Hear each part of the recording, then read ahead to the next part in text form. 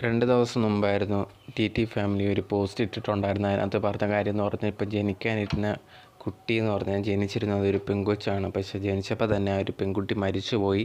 ഭയങ്കര വിഷമമുണ്ട്. എല്ലാവരും ആ കുട്ടിക്ക് വേണ്ടി പ്രാർത്ഥിക്കണം എന്നാണ് പറഞ്ഞിരുന്നത്.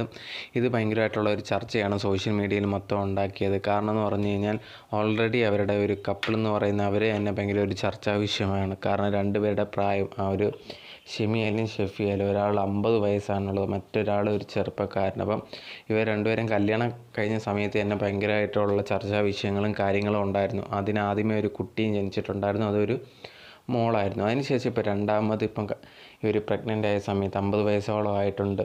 ആ ഒരു സമയത്താണ് എന്ത് ചെയ്യുന്നത്, ഭയങ്കരമായിട്ടുള്ള ഈ സമയത്തൊന്നും അങ്ങനെ പ്രഗ്നൻ്റ് ആവരുത്, അത് ഭയങ്കര ഇഷ്യൂവും കാര്യങ്ങളൊക്കെ പറഞ്ഞ് കുറേയധികം കമൻറ്റിൽ ആൾക്കാർ പറയുന്നുണ്ടായിരുന്നു. പക്ഷേ എന്നിരുന്നാൽ പോലും അവർ മുമ്പോട്ട് തന്നെയാണ് പോയത്.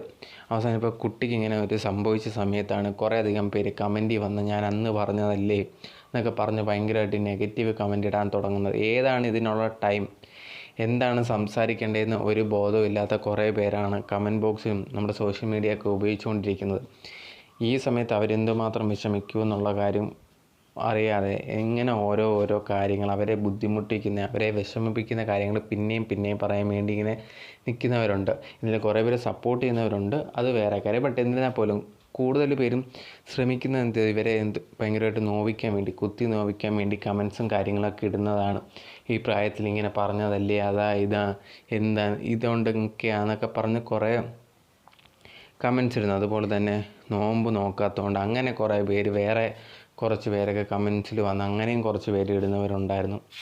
ഇങ്ങനെയൊക്കെ ചെയ്യുന്നവരടുത്ത് എന്താ പറയേണ്ടതെന്ന് മനസ്സിലാവുന്നില്ല. കാരണം എന്ന് പറഞ്ഞു കഴിഞ്ഞാൽ നമ്മൾ വളരെ ഓരോരുത്തർ ചിലപ്പോൾ ഭയങ്കര ഡൗൺ ആയിട്ടുള്ള സിറ്റുവേഷനിലൂടെ കടന്നു പോകും. അപ്പോൾ ആ സമയത്ത് മാക്സിമം കൂടെ നിൽക്കാനാണ് ശ്രമിക്കേണ്ടത്. ചിലപ്പോൾ നമുക്ക് അവരോടുമായിട്ട് ഇഷ്ടം കാണത്തില്ല. അങ്ങനെ ഉണ്ടെങ്കിൽ നമ്മളൊന്നും മിണ്ടാതെ പോവുകയാണ് ചെയ്തത്, അല്ലാതെ അവരെ പിന്നെയും കുറ്റപ്പെടുത്തുക, ഇങ്ങനത്തുള്ള കാര്യങ്ങൾ ചെയ്യുന്നത് എന്തിനാണെന്നാണ് എനിക്ക് മനസ്സിലാക്കാൻ പറ്റാത്തത്.